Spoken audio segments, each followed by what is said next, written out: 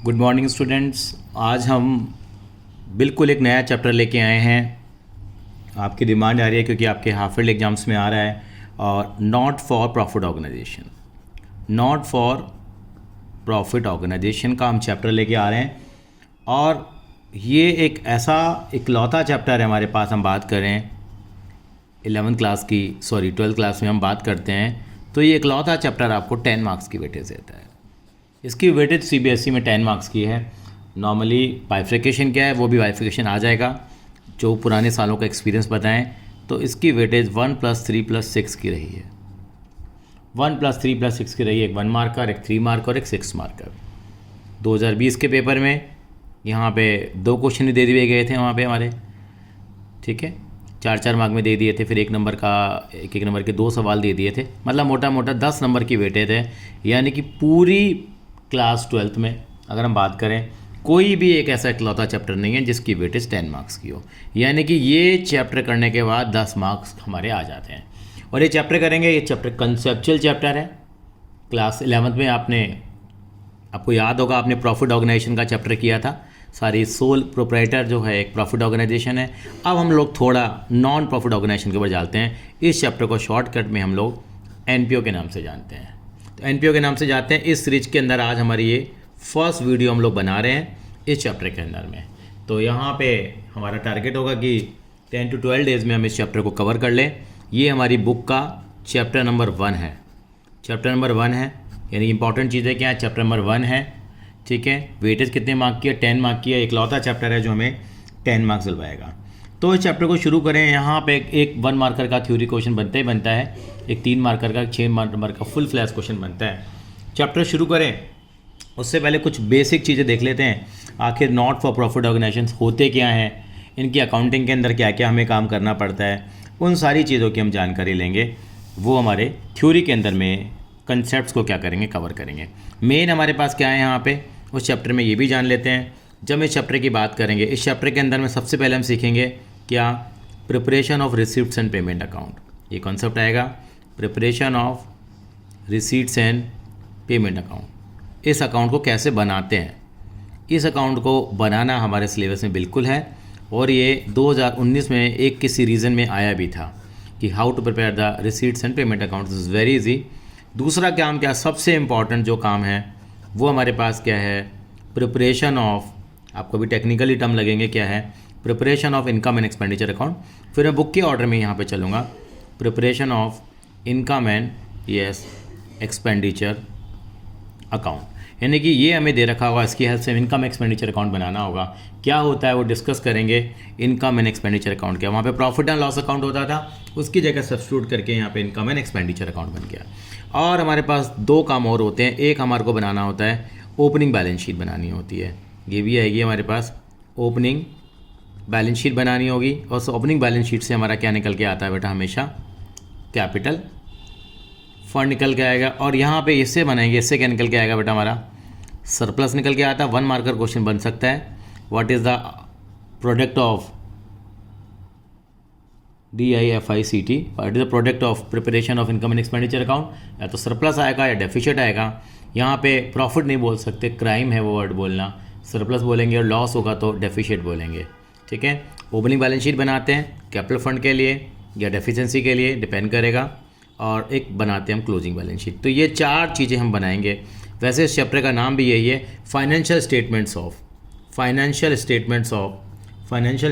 Of non profit. ये हैं financial statements जो उन्हें बनानी पड़ती है। आपने क्लास 11 में पढ़ा हुआ है। फाइनेंशियल स्टेटमेंट क्या होती थी, ट्रेडिंग अकाउंट, P&L अकाउंट और बैलेंस शीट। तो ट्रेडिंग एंड P&L की जगह यहाँ पे क्या बनता है बेटा, इनकम एक्सपेंडिचर बनता है। और ये हमारी बैलेंस शीट हो गई, एक ओपनिंग और एक क्लोजिंग।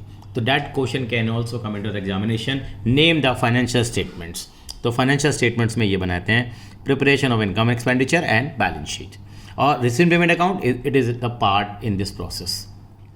ये एक तरह का कैश बुक की तरह होता है। इसको भी आगे हम बहुत डिटेल में डिस्कस करेंगे इस चैप्टर को। ये हमारी कैश बुक की तरह कंसेप्ट होगा। चलिए जी, अब हम लोग थोड़ा थ्योरेटिकल कवर कर लेते हैं यहाँ पे कि आखिर क्या है नॉन प्रॉफिट ऑर्गेनाइजेशन। तो मैं बुक से शुरू करता हूँ आपको थ्योरी पढ़ाना बेटा। और आज हम यहाँ शुरुआत कर रहे हैं। ये आज हो गई है 28 अगस्त 2020 हो गई है, यानी कि करीब करीब हम 7 to 8 सितंबर तक कोशिश करेंगे कि चैप्टर को हम कंप्लीट कर लें। उससे पहले हो जाएगा तो और भी हमारे लिए बेटर रहेगा। तो जब भी नॉन प्रॉफिट ऑर्गेनाइजेशन आपके दिमाग में आता है तभी समझ लिया करो समाज सेवा, यानी किस में जोड़ने वाला हूँ मैं, समाज सेवा में जोड़ने वाला हूँ, मैं वेलफेयर के काम में जोड़ने वाला हूँ, यानी कि मैं सोसाइटी को कुछ देना चाहता हूँ। इस नेक काम को करने के लिए हम लोग कुछ काम करते हैं। जैसे मैं भी बताता हूँ, जब भी मेरे पास एनपीओ का चैप्टर आता है ना, मेरे दिमाग में पता है किसकी पिक्चर आ जाती है, टेम्पल, मॉस्क, गुरुद्वारा और चर्च। इससे बढ़िया समाज सेवा का काम कौन कर रहा है बताइए आप। टेम्पल, मंदिर खुले हुए हैं, मॉस्क हैं, गुरुद्वारा हैं, चर्च हैं, सबसे ज़्यादा समाज सेवा का मतलब क्या है, बहुत सारे मंदिर मिल जाएंगे यहाँ पे, यानी कि जिनको ऑब्जेक्टिव प्रॉफिट नहीं है वो बहुत सारे वेलफेयर के काम भी करते हैं। आप तिरुपति बालाजी चले जाइए आप, ठीक है, या वैष्णो देवी का ट्रस्ट हो गया है, बहुत काम करते हैं लोग भी।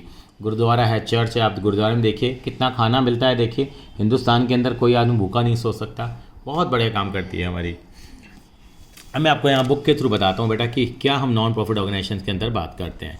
यानी कि enterprises are profit earning activity since their main objective is to earn the profit, it is contrast to these entity. यहाँ पे दीज आर द नॉन प्रॉफिट ऑर्गेनाइजेशन, इनके अलावा है, और the main objective is to not to earn the profit but to serve the society and its member. तो 1 मार्कर क्वेश्चन आता है, what is the main objective, यहाँ पे क्या आ जाएगा, to serve the society, welfare of society, यानी कि वेलफेयर ऑफ द सोसाइटी। इनका ऑब्जेक्टिव क्या है, to provide the welfare to the society and mankind, ठीक है, and to its member. Non profit organisation also non as the not profit organisation are set up with the objective to further cultural, educational, health, religious, public services to the public and not to the its member. Cultural service देते हैं, educational service देते हैं। आप जितने भी schools होते हैं आप देखिए, आप कहेंगे स्कूल जितने भी सारे नॉन प्रॉफिट ऑर्गेनाइजेशन हैं। आप कहेंगे सर कैसी बातें कर रहे हो, आप तो मजाक कर रहे हो, सारे स्कूल तो इतनी बड़ी बड़ी, आप कहेंगे दुकानें खुल गई हैं। नहीं बेटा, ये सारी आपको एजुकेशन की सर्विस दी जा रही है। जो भी स्कूल चला रहा है तो उसका ऑब्जेक्टिव केवल यही है कि आपके लिए सेवा करना चाहता है। आपकी जितने भी बच्चे हैं उनको अच्छी से अच्छी एजुकेशन दी जाए, अच्छी से अच्छी फैसिलिटी दी जाए, अच्छी से अच्छी स्पोर्ट्स की फैसिलिटी दी जाए, वो ऑब्जेक्टिव है। ठीक है जी।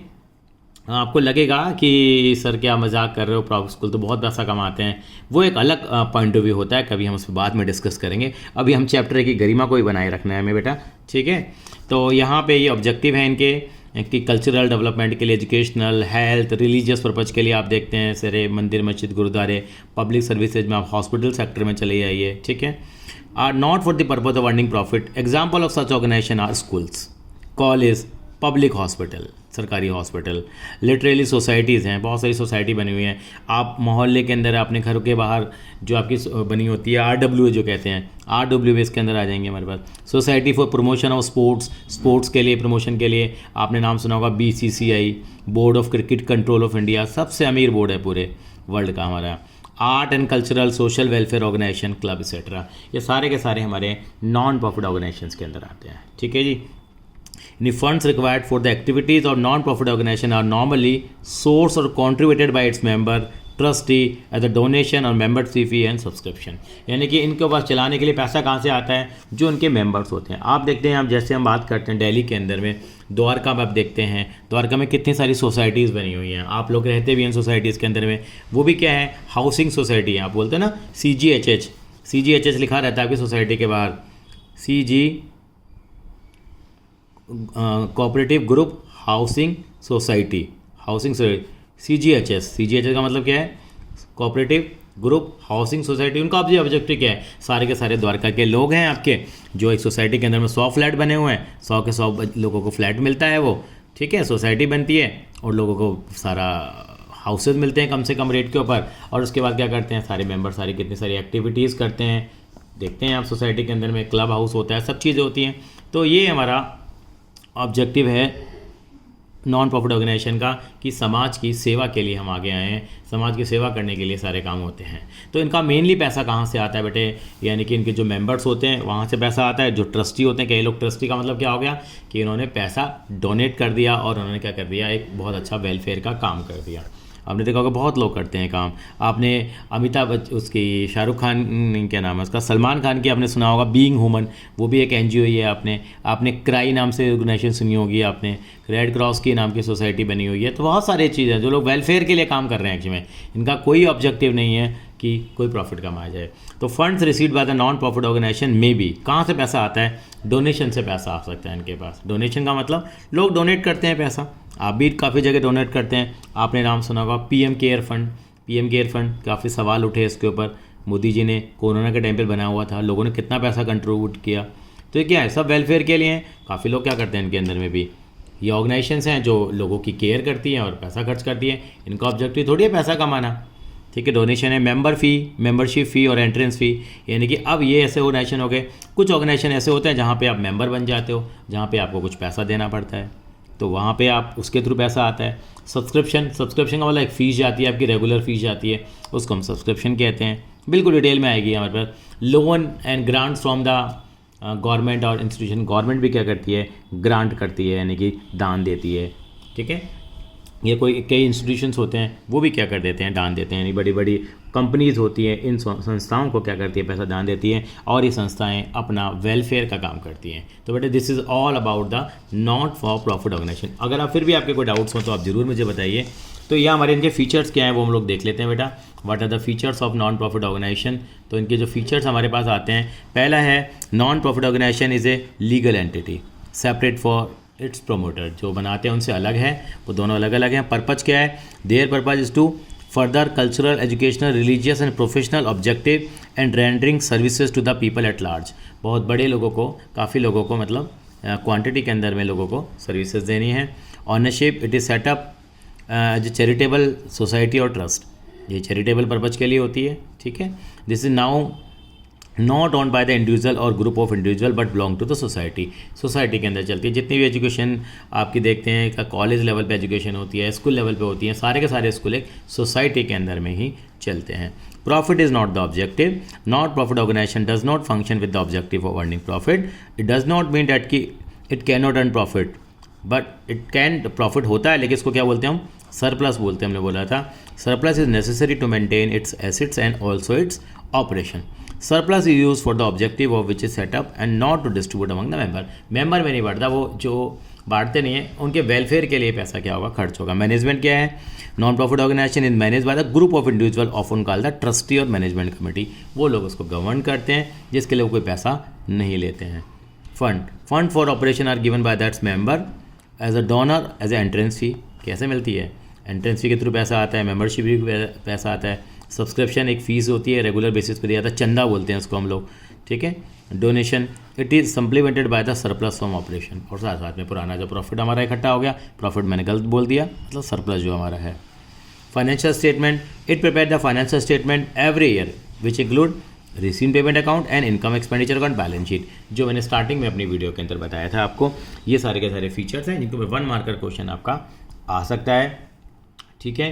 कि ये सेटअप कौन करता है, चैरिटेबल सोसाइटी और ट्रस्ट, ये किसी इंडिविजुअल के द्वारा में ऑन नहीं होते हैं। क्या क्या फाइनेंशियल स्टेटमेंट बनाते हैं, फंड्स कहाँ कहाँ आते हैं, मैनेजमेंट कौन करता है इनकी, ऐसे 1 मार्कर क्वेश्चन बन सकते हैं। पर्पज़ क्या है इनका, ठीक है, और ये सेपरेट एंटिटी होती है। 2 तरह के डिफरेंस आपको पता होना चाहिए, नॉन प्रॉफिट ऑर्गेनाइजेशन और प्रॉफिट ऑर्गेनाइजेशंस। जैसे purpose for which is set up, simple पता लग रहा है, इनका ऑब्जेक्टिव क्या है, for welfare of the cultural, educational, religious और प्रोफेशनल और पब्लिक सर्विस, ये इनका क्या है, ऑब्जेक्टिव है। Purpose is to earn the profit, इनका तो ऑब्जेक्टिव क्या, प्रॉफिट ही अर्न करना है, ठीक है। एजुकेशनल सेक्टर के अंदर आपको मालूम है सारे स्कूल कॉलेज आ जाते हैं। रिलीजियस के अंदर मंदिर, मस्जिद, गुरुद्वारा, चर्च आ जाते हैं। प्रोफेशनल सर्विसेज के अंदर में आप देखते हैं हमारे पास CBSE एक संस्था है, ये एजुकेशन में आ जाएगी वो तो चलो। प्रोफेशनल में CA इंस्टीट्यूट है, ICW है, कंपनी सेक्रेटरी का इंस्टीट्यूट है। पब्लिक सर्विसेज हैं, बहुत सारे पब्लिक डोमेन के अंदर में बहुत सारी ऑर्गेनाइजेशंस हैं, वो भी हमारे यहाँ जी है। जैसे NGO के नाम बताया आपको, क्राई का नाम बताया मैंने आपको, रेड क्रॉस सोसाइटी हो गई, बीइंग ह्यूमन हो गई, ये भी पब्लिक को सर्विस प्रोवाइड करती हैं। सोर्सेज ऑफ फंड, पैसा कहाँ से आता है इनके पास, मेनली देखो ये कवर कर चुके हैं। 1 मार्क क्वेश्चन, मेंबरशिप फ़ी होती है, जो मेंबर होते हैं। सब्सक्रिप्शन का मतलब जो मेंबरशिप, जो ये मेंबर्स होते हैं, ये जो पेमेंट देते हैं। डोनेशन और सरप्लस फ्रॉम द ऑपरेशंस, यहाँ से इनके पास पैसा आता है, ठीक है। और they are raised as the capital by the proprietor और इनके साथ पार्टनरशिप आपको मालूम है, पार्टनर डिस्ट्रीब्यूट करते हैं, ये चीज़ का मालूम ही है। फाइनेंशियल स्टेटमेंट क्या क्या होती हैं, receipts and payment account, income and expenditure account and balance sheet लिख सकते हैं। इनके क्या होता है, ट्रेडिंग एंड P&L अकाउंट और balance sheet. Surplus, balance of income and expenditure account is either surplus और डेफिशिएट। यहाँ पे P&L अकाउंट का बैलेंस आपका नेट प्रॉफिट और नेट लॉस होता है, ये भी आपको जानकारी है। Profit is not distributed among the member, और इसका जो प्रॉफिट होता है वो मेंबर से बढ़ जाता है, यानी कि जिन भी लोगों की वो संस्था है, वो चाहे कंपनी है चाहे वो हमारे पास पार्टनरशिप फर्म है। चलिए जी, financial statement of non profit organisation. Not for profit organisation prepare annual और final account showing the financial transaction of the organisation to its member comply with the statutory requirement. इनको requirements को पूरा करना पड़ता है। एक हमारे कॉमर्स की ऑर्गेनाइजेशन है CTF जो कॉमर्स टीचर फाउंडेशन है, इसका भी ऑब्जेक्टिव क्या है, नॉन प्रॉफिट ऑर्गेनाइजेशन है, इसका भी ऑब्जेक्टिव है कि टीचर्स का क्या करा जाए, वेलफेयर किया जाए। तो received payment account, income and expenditure account, balance sheet, 3 चीज़ें हैं जो मेन इनके फाइनेंशियल स्टेटमेंट्स में आती हैं। तो सबसे पहले हम बात करेंगे रिसीव्ड एंड पेमेंट अकाउंट की बात करेंगे। तो receipts and payment account is a summary of cash. एक समरी ऑफ कैश होती है बेटा, यानी कि एक तरह की कैश बुक की समरी है, यानी कि सारी कैश बुक को इकट्ठा करके नहीं, हम कंसोलिडेट करके क्या बनाते हैं, receipts and payment account. It is a summary of cash book, receipt payment account during an accounting period. Receipt and payment being shown under the appropriate head of account. कहाँ से पैसा आ रहा है. It begin with the opening cash and bank balance and end with the closing cash and bank balance. यहाँ पे opening cash balance आता है, फिर closing का cash balance आता है. यहाँ से शुरुआत होती है ओपनिंग से और क्लोजिंग पे जाके ख़त्म हो जाता है. अभी करेंगे हम लोग. Receipts are shown on the debit side with the payment are shown on the credit side. जैसे यहाँ पे हमारी ये अकाउंट बनाएंगे, रिसिप्ट पेमेंट अकाउंट, ये डेबिट क्रेडिट, यहाँ पे पर्टिकुलर यहाँ रिसीट्स डेबिट साइड पे आएंगी और जितनी भी पेमेंट होंगी वो हमारी क्रेडिट साइड पे आ जाएंगी. ठीक है. Receipt payment account every nature in the shown in the account whether capital or revenue nature, whether it relate to the current year, previous or past year. ये 2 लाइनें बहुत इंपॉर्टेंट है, 1 मार्कर क्वेश्चन, कि हमारे यहाँ पे रिसीट्स एंड पेमेंट अकाउंट में capital payment आती है, ऐसे कैपिटल एक्सपेंडिचर और रेवेन्यू एक्सपेंडिचर होता था क्लास 11th में. कैपिटल रिसीट्स और रेवेन्यू रिसीट्स सारी आती है. पैसा आना चाहिए चाहे कैसे ही आए, चाहे स्मॉल आ रहा है अमाउंट या बड़ा अमाउंट आ रहा है, ठीक है, या रेगुलर बेसिस वाला अमाउंट आ रहा है या इरेगुलर बेसिस वाला अमाउंट आ रहा है, चाहे इस साल का आ रहा है यानी कि करंट ईयर का आ रहा है, चाहे प्रीवियस ईयर का आ रहा है, चाहे वो हमारे पास नेक्स्ट ईयर का आ रहा है, बस पैसा आना चाहिए. तो ये रिसीट पेमेंट अकाउंट है. क्या क्या हो सकता है, तो हम इस चीज़ को बनाने की कोशिश करते हैं. काफ़ी चीज़ें यहाँ पे डिस्कस करेंगे. तो this is the format of receipt and payment account. और यहीं पे साथ साथ में हम रिसीट पेमेंट अकाउंट बनाना भी सीखेंगे, क्योंकि एक बार ये एग्जाम में आ चुका है. तो हमारी वीडियो का आज ऑब्जेक्टिव है, इसकी थ्योरी हमने कवर करी, साथ साथ में कैसे इसका फॉर्मेट बनाएंगे देखते हैं ज़रा. तो यानी कि कभी भी अगर आपके दिमाग में कोई एनजीओ आती है तो दिमाग में आप रख लीजिए कहाँ से पैसा आता होगा. 2 मिनट के लिए मैं बताता हूँ. अब मान लीजिए आप अपने स्कूल की ही बात कर लिए. स्कूल में मेनली पैसा कहाँ से आता है.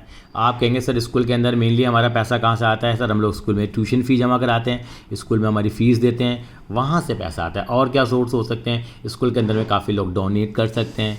कोई ठीक, डोनेट कहाँ से करेंगे लोग, डोनेट कहाँ से करते हैं हम लोग, कि इसका मतलब काफ़ी लोग होते हैं कि भाई मैं, कोई पैसे वाले लोग होते हैं चलो 5 लाख रुपए मैंने किसी स्कूल को दे दिए, किसी ने 10 लाख रुपए दे दिए, देते हैं. बड़े लोग चले दे देते हैं पैसा, कोई प्रॉब्लम नहीं है, आ सकता है वहाँ से भी. एक आप ट्यूशन फ़ी देते हैं, वो वाला हमारे पास एक रेलेवेंट चीज़ हो गई हमारे पास. इसके अलावा आप एडमिशन फ़ी लेते हैं आपसे स्टार्टिंग के अंदर में, आप देखते हो हर एक बच्चे. फिर आपके पास देखो आपको एग्जामिनेशन फ़ी स्कूल में जमा करानी होती है. This can be also the source of receipt हो गया. स्कूल के अंदर में आपका एनुअल डे करा दिया, एनुअल डे के मान लो कोई चार्जेस रख दिए, यूनिफॉर्म के चार्जेस रख दिए, ड्रेस के चार्जेस रख दिए, वहाँ से आपके पास पैसा आ सकता है. स्कूल के अंदर में बहुत सारे कॉम्पिटिशन्स होते रहते हैं, उसके थ्रू पैसा आता है. तो there the numerous ways through which we can make the amounts, यानी कि मेक द रिसीट्स. तो हम लोग डिस्कस करेंगे बहुत सारे, यानी कि ऑर्गेनाइजेशंस बहुत तरह के हो सकते हैं. तो एक हम लोग थोड़ा इसको कैलकुलेट करेंगे. तो रिसीट पेमेंट अकाउंट जब भी दिमाग में आए तो अपने दिमाग में रख लो, एक तरह का कैश अकाउंट है ये. कैश बुक बना रहा हूँ. कैश बुक के अंदर में क्या क्या चीज़ें आती हैं, एक तरह की बैलेंस ब्रॉट डाउन आएगा, कैश का बैलेंस और बैंक का बैलेंस, ओपनिंग बैलेंस हमेशा यहाँ आ जाएगा. इसके अलावा और पैसा कहाँ से आएगा बेटा, यस सब्सक्रिप्शन के थ्रू आता है. सब्सक्रिप्शन का मतलब क्या हो गया, जो आपको अभी मोटा मोटा आइडिया बता देता हूँ आपको, इन सारी डिटेल पूरा चैप्टर यही है. सब्सक्रिप्शन का मतलब क्या होता है कि हमारे पास जो हमारे मेंबर्स होते हैं, जो भी ऑर्गेनाइजेशन के अंदर मेंबर होते हैं, जो रेगुलर बेसिस के ऊपर आपको जो अमाउंट पे करेंगे, वो क्या कहलाएगी, सब्सक्रिप्शन. यानी कि आप आगे देखेंगे तो बेटा आपको सब्सक्रिप्शन की प्रॉपर डेफिनेशन ही मिलेगी आपको, मैं आपको दिखाऊंगा तो यहाँ पे. लेकिन ये सारी चीज़ें कहाँ पर आने वाली हैं बेटा, अभी आपके बाद में आएंगी कि कहाँ पर क्या होती है. जैसे सब्सक्रिप्शन आ जाएगी, देखो यहाँ पे देखते हैं तो ये क्या है, it is amount paid by the members periodically, quarterly, half yearly और yearly so that their membership remains alive. It is a source of income of non profit organisation. ये मेन सोर्स होता है, यानी कि जो मेंबर्स बने होते हैं, यानी कि आप स्कूल के अंदर भी मेंबर ही इनडायरेक्टली, आप रेगुलर बेसिस पे अगर आप फ़ी पे करते रहते हैं। आपने नाम सुना होगा, लॉयंस क्लब का नाम सुना होगा। ये क्लब्स बने होते हैं जिसके अंदर में क्या करते हैं, जो मेंबर्स होते हैं जो फ़ायदा उठाते हैं वो रेगुलर बेसिस के ऊपर आप फ़ी करते हैं। द्वारका के अंदर में स्पोर्ट्स क्लब बना हुआ है, वहाँ स्पोर्ट्स क्लब में क्या है, इसकी मेंबरशिप फ़ी होती है, यानी कि आपको सालाना 10,000 जमा कराने हैं या 5,000 जमा कराने हैं या 8,000 जमा कराने हैं, तो वो एक सोर्स होता है हमारे पास सब्सक्रिप्शन का। तो ये यानी कि it is the amount paid by the members होता है। इतना ही बताएंगे, बाकी हम डिटेल में बाद में ही करेंगे। ये हमारे लिए क्या कहलाती है बेटा, ये सब्सक्रिप्शन कहलाती है। इसके अलावा और कहाँ से पैसा आ सकता है हमारे पास, अब चाहे प्रीवियस ईयर की हो, चाहे करंट ईयर की हो, चाहे नेक्स्ट ईयर की हो, सारी की सारी आएगी। फिर आती है जनरल डोनेशन। अब डोनेशन भी दो तरह की होती है, एक जनरल डोनेशन और एक स्पेसिफिक डोनेशन।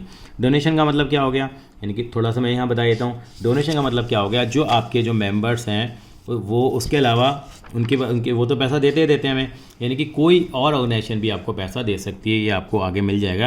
यानी कि it charitable institution often receive donation, donation received में भी जनरल डोनेशन और स्पेसिफिक डोनेशन, दो तरह की डोनेशन हो सकती है। तो एक स्पेसिफिक डोनेशन का मतलब कि इसको आप इसी जगह आप यूज करेंगे।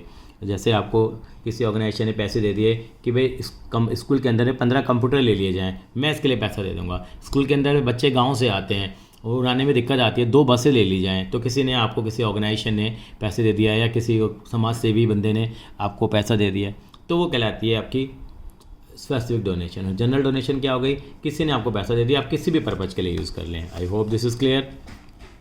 अब आता है ग्रांट फॉर स्पेसिफिक पर्पज। सरकार की तरफ से आपको ग्रांट मिल जाती है। ग्रांट का मतलब सहायता मिल गई, पैसा तो आ गया ना, बस आपको देखना है रिसीट साइड में कहाँ से पैसा आ सकता है।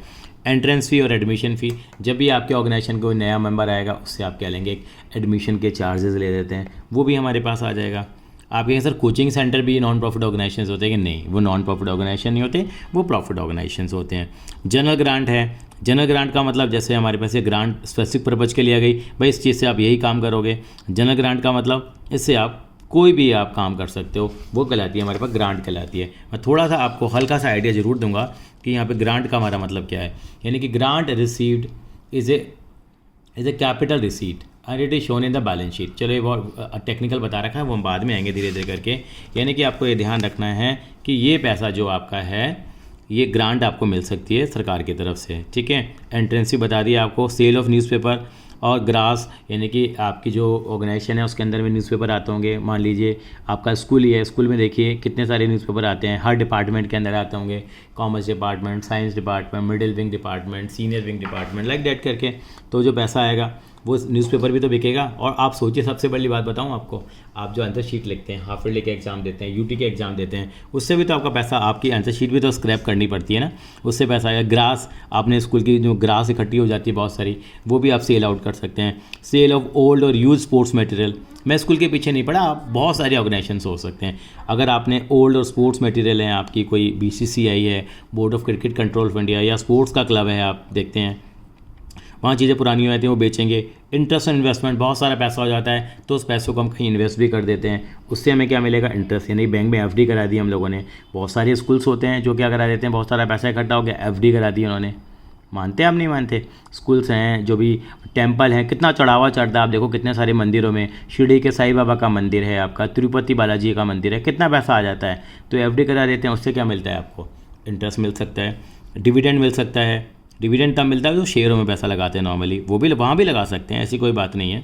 रेंट रिसीव हो गया, आपने रेंट भी मिल गया आपको। रेंट कैसे मिल सकता है, जितनी सारी ऑर्गेनाइजेशंस हैं आप देखते हो, बहुत सारे, आप तिरुपति बालाजी के मंदिर में चले आइए, उनके काफ़ी सारे उन्होंने अपने गेस्ट हाउस खुद के बना रखे होते हैं, वहाँ से उनको क्या मिलता है, रेंट मिलता है। वो रेंट मिलने से क्या हो गया, कुछ ना कुछ तो आपसे अमाउंट लेते हैं वो। क्यों लेते हैं वो, ताकि उसकी साफ़ सफाई का खर्चा चलता रहे, ठीक है। एक नॉमिनल अमाउंट आपसे चार्ज कर लेते हैं, तो रेंट आ सकता है हमारे पास। इंटरेस्ट रिसीव हो सकता है हमारे पास, इंटरेस्ट ऑन इन्वेस्टमेंट या इंटरेस्ट रिसीव सिमिलर है काफ़ी हद तक। मिसलेनियस रिसीट है, अलग अलग तरह की रिसीट्स हो सकती हैं। एक लाइफ मेंबरशिप ही होती है, कई बार कई लोग हैं ना परमानेंटली एक लाइफ टाइम मेंबरशिप ही दे देते हैं, एक बार इकट्ठा अमाउंट दे दिया, खत्म कहानी। हर बार आपको मेंबरशिप फ़ी पे देने की ज़रूरत नहीं है, तो वो भी पैसा आ गया हमारे पास। सब्सक्रिप्शन फॉर स्पेसिफिक पर्पज़, यानी कि किसी ने सब्सक्रिप्शन दी है, यानी कि किसी ने चंदा दिया है, चंदे बताए ना, रेगुलर फ़ी जो पे करते हैं, कोई स्पेसिफिक पर्पज़ के लिए पे कर दी तो वो भी आ जाएगा, पैसा आना चाहिए। लेगेसीज़ है, लेगेसी आ जाएगी। लेगेसी का मतलब क्या होता है? लेगेसी जनरल और स्पेसिफिक दोनों हो सकती हैं।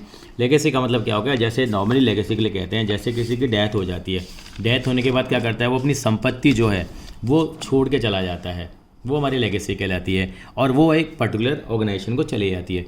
Legacy is the amount received as a donation by non profit organisation under will of a deceased person, यानी कि कोई बंदे की डेथ हो गई, वो अपने विल में लिख के चला गया। द डोनर मे और may not specify condition for its use. In case no condition is specified, कोई भी कंडीशन स्पेसिफाई नहीं करता है तो उसको हम जनरल डोनेशन कह देते हैं या जनरल लेगेसी कह देते हैं। And the condition is specified that is accounted as a specific donation या स्पेसिफिक लेगेसी कह सकते हैं कि भाई इससे यही काम होना चाहिए। काफ़ी लोग करते हैं, आपने देखा। बहुत बढ़िया बात बताता हूँ आपको, 1500 करोड़ रुपए, 1500 करोड़ रुपए अभी रतन टाटा जी ने क्या करा था, अभी कोरोना के टाइम पे दिए थे। अक्षय कुमार ने इतना पैसा दिया था, आपने सोनी सूद को दिया। ये लोग वेलफेयर के लिए आगे बढ़ रहे हैं और ये पैसा देते हैं बेटा। तो यही है हमारे पास। तो यहाँ से लेगेसी हमने समझ में आया। हमारे पास एक आता है, हमारे पास आता है, अगला आते हैं हम लोग, ये एंडोमेंट फंड है, इसको हम बाद में डिटेल में बिल्कुल डिस्कस करेंगे। सेल ऑफ फिक्स एसेट, अगर हम फिक्स एसेट्स को बेचते हैं उससे हमारे पास पैसा आ जाए। Receipt of on account of specific fund, कोई आपने स्पेसिफिक फंड बनवा रखा है, यानी कि स्कूल में आप मैचेस करा रहे हैं, आप प्राइज़ फंड है आपका, आपने कोई स्पेसिफिक फंड बना दिया, इसके ऊपर पूरी अकाउंटिंग हम लोग करेंगे, वहाँ से पैसा आ सकता है। और ये बैंक ओवरड्राफ्ट है, अगर कई बार नेगेटिव बैलेंस होता है कैश का तो इधर आ जाता है वो, क्योंकि कई बार ऑर्गेनाइजेशन के पास पैसे की कमी हो जाती है तो बैंक से क्या ले लेते हैं, लोन ले लेते हैं, लेकिन अपने मेंबर्स का बेनिफिट ख़त्म, मतलब छोड़ते नहीं हैं, उनका बेनिफिट उनको पहुँचाते हैं। बहुत सारा पैसा इकट्ठा हो गया, अब थोड़ा खर्चा कर लें, बिल्कुल कर लेते हैं। यानी कि ये बैंक का ओपनिंग बैलेंस होगा, बैंक ओवरड्राफ्ट का ओपनिंग बैलेंस इधर आएगा, जैसे कैश का बैलेंस इधर आता है। अब क्या क्या होंगे? सैलरी। अब देखो इतनी बड़ी ऑर्गेनाइजेशन चल रही है, ऑर्गेनाइजेशन तो फ्री में काम कर रही है, लेकिन इसमें काम करने वाले लोग तो फ्री में काम नहीं कर सकते ना, उनका परिवार भी तो है बेटा, तो उन लोगों को तो क्या करनी पड़ेगी, आपको तनख्वाह देनी पड़ेगी ना एक्चुअली में। आप जितने सारे स्कूल्स देखते हैं, स्कूल में सारे टीचर काम करते हैं तो उनको सैलरी मिलती है नहीं मिलती? बिल्कुल। रेंट, कई जगह वो कई बार वो चीज़ें रेंट पे ले लेते हैं, तो रेंट पे लेंगे तो क्या होगा, कई ऑर्गेनाइजेशंस हैं जैसे स्कूल्स हैं, हो सकता है वो रेंट पे चल रहा हो। स्कूल नहीं हो तो मान लीजिए कोई ऑर्गेनाइजेशन है जिसका आपने एक सोसाइटी का अपना ऑफिस खोला हुआ है, वो आपने रेंट पे लिया हुआ है। फिर आता है पोस्टेज एक्सपेंस, फिर आप चिट्ठी पत्री का काम भी करते रहते हैं, वहाँ लेटर भेजा, वहाँ लेटर भेजा, वो खर्चा हो गया। एडवर्टाइजमेंट, आप ऐड भी देते हैं, आप न्यूज़पेपर्स के अंदर आप देखिए कितनी ऐड आती है, स्कूल्स की आती है, आपके हॉस्पिटल्स की ऐड आती रहती है, ठीक है। तो वो हो गया। न्यूज़पेपर एंड मैगजीन, ये तो बहुत ज़रूरी है, खर्चा है, न्यूज़पेपर मैगजीन आ गया। रिपेयर का खर्चा हो गया, छोटी मोटी रिपेयर चल रही है। ऑडिट फ़ी हमारी CS आपको भी तो पेमेंट देनी पड़ेगी ना, इनके अकाउंट्स भी तो क्या करने पड़ेंगे, हमें मेंटेन करने पड़ेंगे। बाय मेंटेनेंस एक्सपेंसेस, आपने अपने यहाँ ग्राउंड है उसको मेंटेन कर रखा है, उसके खर्चे हो गए। इंश्योरेंस भी कराते हैं, आपके बसेस हो गई बहुत सारी। मैं बार स्कूल का एग्जांपल इससे रख लेता हूँ ताकि वो आपको नज़र आता है, विजिबल नज़र आता है। और अगर किसी ऑर्गेनाइजेशन की बात करूँगा तो आपको लगेगा कि सर क्या हो रहा है, ये हमें तो पता ही नहीं लग रहा है। इंश्योरेंस भी कराते हैं, आप देखो। इवन आपको बताऊँ एक बात कि आप जो स्कूल में रहते हैं तो उसका भी इंश्योरेंस होता है। भगवान ना करे किसी बच्चे को ड्यूरिंग द स्कूल आर या किसी टीचर को कुछ हो जाता है तो उसका भी क्लेम मिल जाता है, वो इंश्योरेंस भी होता है। इसके अलावा इंश्योरेंस ऑफ प्रॉपर्टी भी होता है, इतनी बड़ी आपके स्कूल की प्रॉपर्टी है, स्कूल की इतनी सारी बसेज हैं। ऑनोरियम है, ऑनोरियम का मतलब क्या होता है? ऑनोरियम एक तरह की सैलरी के टाइप में ही होती है, लेकिन ये एक्चुअली ना इसमें रेगुलर एम्प्लॉय नहीं होता। मान लीजिए जैसे हम TS ग्रेवाल साहब की बात करते हैं, अब आपके स्कूल में ग्रेवाल साहब को बुला लिया, ग्रेवाल साहब आए, सम्मानित हैं, इतने बड़े ऑथर हैं, हम उनकी बुक पढ़ते पढ़ते बड़े हुए हैं, तो वो आगे उनसे आपको लेक्चर दिलवा दिया एक, तो उनको हमने 5100 रुपये का शगुन दे दिया, यानी किसी सेलिब्रिटी को बुला लिया हम लोगों ने, तो वो एक ऑनोरियम कहलाता है, एज ए यानी कि टोकन ऑफ लव आप कह सकते हैं। इसके अंदर कुछ हम उनको हैंडसम सा एक अमाउंट दे देते हैं। म्यूनिसिपल टैक्सेस हैं, अब हाउस टैक्स सरकार को तो देना पड़ेगा, आपकी बिल्डिंग का वो देना पड़ेगा। प्राइज़ डिस्ट्रीब्यूट किए आपने, क्या करा, एनुअल डे कराया अपने स्कूल के अंदर में, इतने सारे प्राइज़ डिस्ट्रीब्यूट कर दिया आपने, वो प्राइज़ डिस्ट्रीब्यूशन का खर्चा आ जाएगा। ऑफिस के और बहुत सारे खर्चे होते हैं, चाय पानी का भी खर्चा होता है ऑफिस के अंदर, इलेक्ट्रिसिटी का खर्चा भी आएगा, वाटर का खर्चा भी आएगा, बहुत सारे खर्चे आएंगे। कश्मीर से ले कन्याकुमारी तक बहुत खर्चे हो सकते हैं। एक्सपेंसेस इन शो, एनुअल डे कराया, उस पर शो कराया आपने, ग्रैंड पेरेंट डे सेलिब्रेट कर लिया, उसका खर्चा आ गया। मिसलिनियस पेमेंट, कोई छोटी मोटी बहुत सारी पेमेंट हो सकती हैं। आपने परचेज ऑफ फिक्स एसेट, आपने स्कूल के अंदर देखो कई बार चेक करना, फर्नीचर चेंज हो जाता है तो वहाँ पेमेंट कर सकते हैं। स्पोर्ट्स इक्विपमेंट, आपने स्पोर्ट्स इक्विपमेंट स्कूल में खरीदे हुए हैं, बॉलिंग की मशीन खरीदी हुई है, आपके लिए टर्फ बनाया है, टेनिस क्या नाम है, टेबल टेनिस के लिए कुछ बनाया हुआ है, आपके लिए लॉन टेनिस के लिए कुछ बनाया हुआ है आपने, ठीक है। बहुत सारी चीज़ें इक्विपमेंट्स हैं, क्रिकेट के बैट बॉल हैं, फुटबॉल हैं, कितने सारे इक्विपमेंट्स आ सकते हैं। जिम टाइप का ही बना रखा है स्कूल के अंदर में आपका। फिर इन्वेस्टमेंट है, हमें इंटरेस्ट मिला था ना वहाँ पे इन्वेस्टमेंट पे, देखो आप याद करोगे इंटरेस्ट इन्वेस्टमेंट, तो इन्वेस्टमेंट करिए, पैसा जा रहा है। बुक्स खरीद ली, आप देखो कितना बड़ा है। बुक्स के बारे में आइडिया लगा के देखिए स्कूल के अंदर में, मान लियो आपके स्कूल की लाइब्रेरी में हिसाब लगाना, स्कूल की लाइब्रेरी में आप देखना 20 से 25 हज़ार बुक मिल जाएंगी आपको। एक बुक अगर मान लो 100 रुपये की बुक भी है और 20,000 बुक्स हैं तो कितना हो गया, 20 लाख रुपए की आपकी बुक्स हो जाती हैं स्कूल में। आप देखो छोटी सी अमाउंट लगती है, हैं। लोन रीपेमेंट, लोन आपने ले रखा है स्कूल ने कोई, या किसी भी टेम्पल ने, मॉस्क ने, गुरुद्वारा ने, चर्च ने, तो कितने बढ़िया बढ़िया गुरुद्वारा बने हुए हैं, कितनी सेवा भाव है। कभी आप जाके देखिए, अमृतसर जाके देखिए दरबार साहब कितनी सेवा करते हैं एक्चुअली। देखो लोगों को फ्री खाना लाते हैं, ये सारे खर्चे ही हो रहे हैं। बिल्डिंग खरीद ली, एक्सटेंशन भी करते हैं धीरे धीरे, ताकि जो लोग आ रहे हैं वहाँ पे उनको फ्री सेवा दिया जा सके, रुकने की व्यवस्था बनाई जा सके, और इस तरह से फिर यहाँ पे क्लोजिंग बैलेंस आ जाएगा। तो this is all about the receipts and payment account. I think आप क्लियर हो गए होंगे। दो बातें याद रखने की थी, पैसा चाहे कैपिटल नेचर का हो चाहे रेवेन्यू नेचर का हो। दूसरी बात, चाहे इस साल का हो चाहे पिछले साल का हो चाहे अगले साल का हो, तो ये चीज़ आएंगी। और मैं इसके ऊपर आपको 1-2 क्वेश्चन जरूर कराऊंगा मैं, ताकि मैं आगे बढ़ जाऊं। वीडियो को भी ज़्यादा बड़ी नहीं करेंगे, 3 ही क्वेश्चन हमें दे रखे हैं यहाँ पे। And features of characteristics of the receipts and payment account के फीचर्स क्या क्या है, नेचर क्या है इसका। It is an acid account, 1 marker question. एक एसिड अकाउंट होता है, it is a summary of cash receipts and cash payment basis of preparing. ये क्वेश्चन कई बार पूछा गया है, इसको हम कैश बेसिस ऑफ अकाउंटिंग को फॉलो करके बनाते हैं बेटा, ठीक है। विच हैव बीन रिसीव्ड और paid in cash as shown in the account. Capital revenue, it record all received payment, हमने बातें करी थी, किसी भी रिकॉर्ड करेंगे। पीरियड का मतलब it record all cash and bank transaction related to current year, previous year, next year. Opening and closing balance, इसमें ओपनिंग बैलेंस डेबिट साइड पे आता है, यानी कि opening balance of this account shows cash in hand and cash at bank in the beginning of the accounting period, और closing balance show the cash in hand and cash at bank at the end of accounting period. Adjustment, adjustment for outstanding, prepaid, accrued और income received in account यहाँ पे नहीं होती हैं, because इसको हम cash basis से बनाते हैं, ठीक है।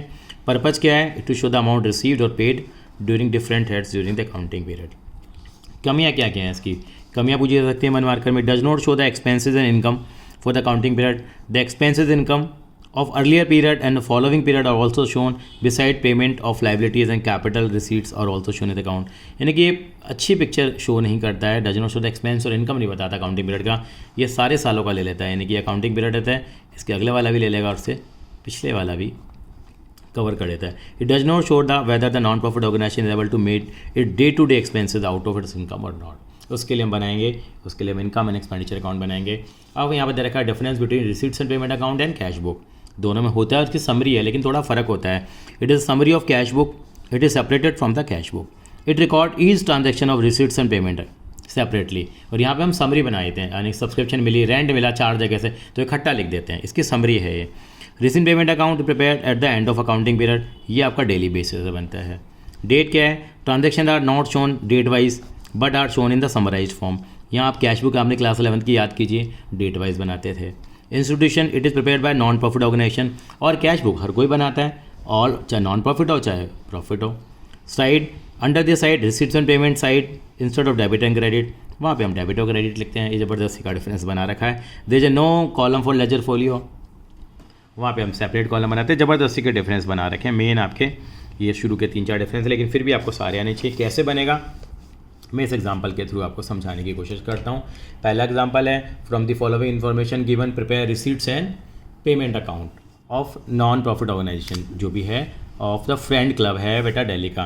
कैश बैलेंस कितना है, 44,000 है। सब्सक्रिप्शन है तो आपको देखना पड़ेगा, सब्सक्रिप्शन पैसा आएगा, आपको मालूम है। डोनेशन आएगी, सर हम डोनेशन दे भी सकते हैं, थिंक पॉजिटिव अभी हमारे को, यानी कि हमारे को मिल ही रहा है एक्च में, तो डोनेशन हम मिल रहे हैं। अभी हम लोग डोनेशन चला रहे हैं, हम दूसरों का भला नहीं कर रहे, मतलब दूसरों का भला कर रहे हैं, इसके लिए हमें पैसा मिलेगा। एंट्रेंस फी ये हमें मिलेगी। Rent lies from club hall, club का हॉल है वो हम लोगों ने यूज करने के लिए यूज़ दिया, पैसा मिल गया। इलेक्ट्रिसिटी चार्जेस ये पेमेंट में आएगा। टैक्सेज एंड इंश्योरेंस 5,000 रुपये का टैक्स है, ये पेमेंट में आएगा। सैलरी एंड वेजेस पेमेंट में आएगा। ऑनोरियम टू सेक्रेटरी पेमेंट में आएगा।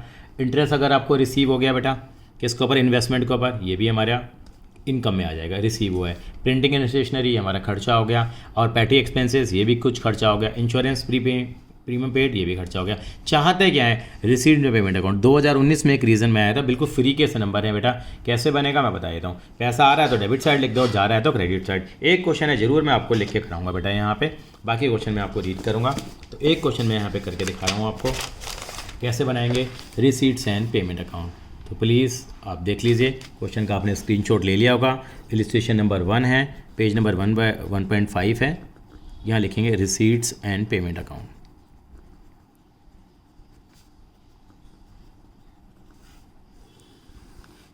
ये रिसीट पेमेंट अकाउंट बनाया मैंने बेटा। इसके लिए मेरे को क्या बनाना है बेटा, यहाँ पे बस 4 ही कॉलम बनेंगे, ज़्यादा लंबी चौड़ी कहानी यहाँ पे नहीं बनेगी आपकी। थोड़ा बड़ा बना दिया मैंने भी, कोई बात नहीं। यहाँ पे क्या लिखेंगे बेटा, रिसीट्स, और यहाँ पे आएगा फॉर द ईयर एंडेड। किस साल के लिए बना रहे हैं आप, फॉर द ईयर एंडेड, जो भी आपको दे रखा होगा क्वेश्चन में। यहाँ पे 31 मार्च 22, ये करना जरूरी है, नहीं तो उनके मार्क्स कट जाते हैं। रिसीट्स अमाउंट, ये डेबिट और क्रेडिट, ये एसिड अकाउंट है, आपको पता है, 1 मार्कर क्वेश्चन पूछ सकते हैं। और कैश बेसिस ऑफ अकाउंटिंग के बेसिस पे इसको हम लोग बनाते हैं। ये 2017-18 में ये क्वेश्चन पूछा गया था, किस बेसिस बनाते हैं, तो आपको पता होना चाहिए। तो आपने क्वेश्चन तो पढ़ ही लिया है, अब इसका स्क्रीनशॉट भी लीजिए। पहले दे रखा था कैश बैलेंस दे रखा है आपको, तो यहाँ लिखेंगे to balance brought down. Balance brought down में क्या दे रखा है, कैश, तो ब्रैकेट में लिख दिया कैश। कितना है बेटा, 44,000।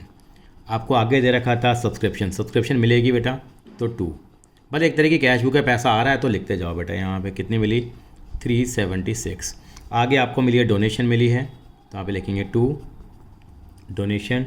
डोनेशन कितनी मिली है आपको, 80,000 मिली है, तो 80,000 आ जाएगी। फिर मिला आपको एंट्रेंस फी मिली है, एंट्रेंस फी कितनी मिली है, 43,000 पैसा आया है। फिर रेंट रिलाइज हुआ है, 2 रेंट रिसीव हो गया, या रेंट पूरी करने ना लिखे। रेंट रिसीव कितना मिला आपको, रेंट रिसीव हुआ है बेटा आपको 52,500।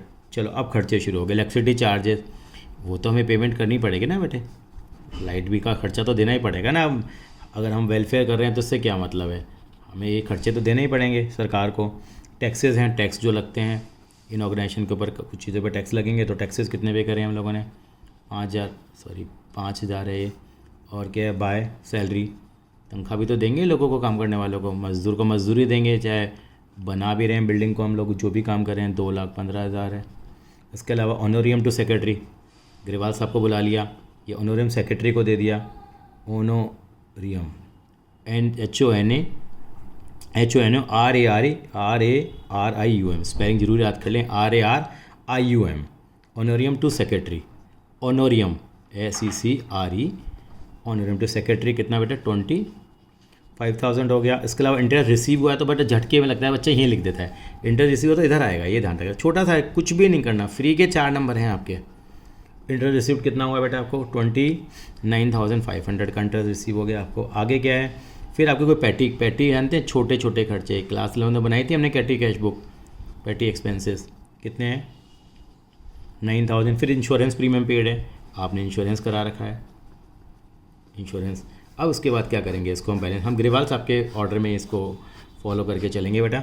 अब आप टोटल करेंगे, ये टोटल आ गया 625, ये भी कितना आ गया 625, क्योंकि इस साइड टोटल करा, इस साइड टोटल कर लो, और डिफरेंस इधर आ रहा है, वो आप काम कर लेंगे बेटा।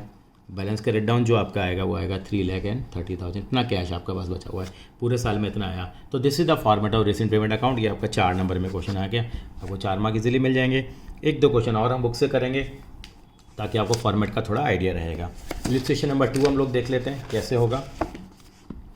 इलिस्ट्रेशन नंबर 2 देखिए क्या है बेटा, यहाँ पे इसको हम पढ़ते हैं तो लिखा हुआ है, आप इसका स्क्रीनशॉट भी ले सकते हैं in between. From the following information prepare receipts and payment account of old man recreational club. Old man ने रिक्रिएशनल क्लब बना लिया था, तो कितने सारे क्लब बने होते हैं। सुबह पार्क जाओ, पार्क के अंदर कुछ लोग मिलते हैं, उन्होंने चलो कुछ वेलफेयर करेंगे हम लोग, तो उन्होंने एक क्लब बना लिया, सारे लोग मिलते हैं, मेंबर्स मिलते हैं, बैठते हैं, केवल एक दूसरे का क्या करना है, हमारे को बेनिफिट ही करना है। तो यहाँ पे क्या मिला, ओपनिंग बैलेंस है, ओपनिंग बैलेंस कैश भी है, बैंक भी है, ठीक है, तो ये डेबिट साइड पे आ जाएगा। क्या सब्सक्रिप्शन रिसीव हुई है, ये receipt side. Donation for building, receipt side. Donation for match, ये भी रिसीट है। मैच एक्सपेंसेस, ये खर्चा आ गया, ये पेमेंट साइड पे आएगा, मैंने पी पे लिख दिया। Salary, payment, rent paid, payment, electricity expenses, payment, book खरीद ली, फिर पेमेंट, इंटरेस्ट परचेज कर लिया, सॉरी इन्वेस्टमेंट परचेज कर ली, ये पेमेंट है। यहाँ एक कहानी बना रखी है, 10% हमें इंटरेस्ट मिलता है इन्वेस्टमेंट पे, तो कितना मिलता होगा, नहीं मिलता होगा। हमें कुल मिला के कितना इंटरेस्ट मिला है बेटा, 1750 रुपये मिला है। तो बस हम ये लिख देंगे जो इंटरेस्ट मिला है। ये सर 10% का क्या रूल है, चेक करके देख लो, देखनी है तो। आप 30,000 की इन्वेस्टमेंट करिए, 10% पे है तो कितना इंटरेस्ट मिलेगा आप कहोगे सर 30,000 का 10% कितने महीने का मिलेगा, आप कहोगे सर ये इंटरेस्ट तो मिलना चाहिए 7 महीने का। 7/12 कर लो, कितना हो गया, 10% हो गया 3,000, ये 1750, 1750 ये में दे रखा है। अगर नहीं दे रखा होता तो नहीं लेते, क्योंकि हो सकता है कि हमें मिला ना हो, हम वही लेते हैं जो मिला है। तो ये इंटरेस्ट जो मिला है वो कहाँ आ जाएगा, ये पेमेंट में, ये रिसीट्स में। एंट्रेंस फ़ी है, एंट्रेंस फ़ी आती है रिसीट्स में। ये हमारा क्लोजिंग बैलेंस है। अरे सर ये क्वेश्चन मार्क लगा हुआ है, अरे बैलेंसिंग फिगर आ जाएगा हमारे पास। इसका मतलब बैंक का बैलेंस नहीं दे रखा, यानी कि जो कैश बुक की तरह होता है, जो डिफरेंस आएगा वो हमारा क्लोजिंग बैलेंस आ जाएगा। देखो ज़रा, यानी कि क्या है हमारे पास, देखो ये हमारे रिसीट आ गई, कैश इन हैंड आ गया, कैश एट बैंक आ गया, सब्सक्रिप्शन भी हमारी आ गई है। ये आसानी से आप कर सकते हैं। डोनेशन फॉर बिल्डिंग थी, आ गई हमारे पास। डोनेशन फॉर मैच है, आ गई है। मैच एक्सपेंस था, वो यहाँ आ गया। Salary, rent paid, electricity expenses, books purchase, salary, rent, electricity expenses, books purchase, investment का जो इंटरेस्ट था 1750 का, देखो इंटरेस्ट यहाँ आ गया। एंट्रेंस फी 4,000 की थी, यहाँ आ गई। 25,600 का कैश इन हैंड था, यहाँ आ गया। ये बैलेंस आ गया। ये बैलेंस यहाँ नहीं, आप इसको यहाँ नॉर्मल तरीके से लिखो, इस तरह से जरूरत नहीं है। यहाँ आप कैश का बैलेंस दिखाते 25,600, यहाँ डिफरेंस आ जाता, और ये डिफरेंस कितना आ रहा होता आपका 123,950, ये आपका क्लोजिंग बैलेंस आया था। तो इस तरह से हम रिसीट्स एंड पेमेंट अकाउंट बनाएंगे। एक क्वेश्चन और देख लेते हैं, यानी कि क्या है हमारे पास, from the following information of the cash book of accountants club. Accountant ने क्लब बना लिया जी। Prepare receipts and payment account, पहले पढ़ लेते हैं क्या क्या चीज़ें हमारे पास, फिर हम लोग उसकी बात भी करेंगे। यानी कि हमें ओपनिंग बैलेंस दे रखा है, ये हमारा रिसीट साइड पे, ये भी रिसीट साइड पे। ये खुद ही रिसीट्स बता दी हैं इसने, देखो रिसीट, एंट्रेंस फी मिली है, लाइफ टाइम मेंबरशिप फी मिली है, जनरल डोनेशन मिली है, लॉकर का रेंट भी मिल गया। लॉकर का रेंट भी मिल जाता है, यानी कि हमने लॉकर की फैसिलिटी भी अपने ऑर्गेनाइजेशन के अंदर क्या कर रखी है, प्रोवाइड करा रखी है। तो वो भी आ जाएगा हमारे पास। इंटरेस्ट मिला है तो पूरा इंटरेस्ट 10,000 का आ जाएगा। सेल करा है न्यूज़पेपर को, रिसीट है। Proceed from charity show, receipt. Sale of sports material, receipt. Sir closing balance है, क्लोजिंग में आ जाएगा। ये बैंक का बैलेंस गायब कर रखा है, ये बैलेंसिंग फिगर निकल के आ जाएगा, अभी किया था। पेमेंट दे रखी है, बहुत आसान है। पेमेंट स्पोर्ट्स मटेरियल खरीद लिया, न्यूज़पेपर खरीद लिया, फर्नीचर खरीद लिया, सैलरी पे कर दी, चैरिटी शो के एक्सपेंस पे कर दिए, तो आसानी से काम हो जाएगा। ये तो बहुत ही आसान दे दिया इन्होंने। ये मेरा रिसिप्ट एंड पेमेंट अकाउंट मुझे दे रखा है, मतलब बनाया है मैंने। ये कैश बैलेंस आ गया। ये सारी मेरी जो आइटम दे रखी थी, सब्सक्रिप्शन दे रखी थी, ये मेरी जो स्टार्टिंग में ये सारी चीज़ दे रखी है मेरे पास। सब्सक्रिप्शन है, एंट्रेंस फी है, लाइफ टाइम जनरल है, लॉकर रेंट है, इंटरेस्ट मिला है, sale of newspaper, proceed from charity show, sale of, सारी जगह अल्टीमेटली बैलेंस कितना आ गया मेरा, ये 4,000 रुपये का मेरा क्या आ गया, बैलेंस आ गया। तो this is the way to prepare the receipts and payment. I hope this is clear. तो अगली वीडियो के अंदर मैं आपके लिए लेके आऊँगा इनकम एंड एक्सपेंडिचर अकाउंट, जो इस चैप्टर की जान है। उसका हम बेसिक फॉर्मेट बनाना सीखेंगे, फिर धीरे धीरे करके एक एक जो आइटम है उनको भी हम क्या करेंगे, डिस्कस करेंगे। 1-2 क्वेश्चन जरूर करेंगे। इलस्ट्रेशन नंबर 4 को वेरी वेरी इंपॉर्टेंट कर लीजिए। ये क्वेश्चन CBSE में पहुँचाया भी गया था, तो उसको अगली बार हम करेंगे। आपके लिए कुछ मैं होमवर्क जरूर देना पसंद करूंगा बेटे। आपको क्या काम करना है, ये आपको बुक का पेज नंबर 1.59 लेना है, ग्रेवाल साहब की बुक का। और यहाँ देखेंगे तो बेटा एक्सरसाइज में क्वेश्चन दे रखे हैं। रिसीट्स एंड पेमेंट अकाउंट ये दे रखा है, क्वेश्चन नंबर 1 है। ये आपको क्वेश्चन नंबर 2 आपको दे रखा है। यहाँ क्वेश्चन नंबर आपको 5-6 क्वेश्चन दे रखे हैं। क्वेश्चन नंबर आप 3 है, 4 है, 5 है, और एक क्वेश्चन नंबर आपको 6 दिया हुआ है। From the following summary prepare receipt payment account. तो मेरे से आप प्रॉमिस करेंगे, देखो 2019 में सवाल में ये पूछा गया है। तो इस तरह के क्वेश्चंस आप क्या करने हैं बेटा, आपको पूरे करने पड़ेंगे। I hope I am clear. तो आप ये कर लेंगे तो आपका ये वाला कंसेप्ट क्या हो जाएगा, कवर हो जाएगा। जो भी इनसे क्वेश्चंस में डाउट है तो आप मुझे अपने कमेंट बॉक्स में लिख सकते हैं। तो नेक्स्ट टाइम हम बाकी क्वेश्चंस को लेके आएंगे। थैंक यू सो मच बेटा। आई होप दिस इज़ क्लियर। अब इसकी इमेज भी क्लिक कर सकते हैं, ब्लर आ रही थी मैंने इसलिए बना दी। थैंक यू बेटा।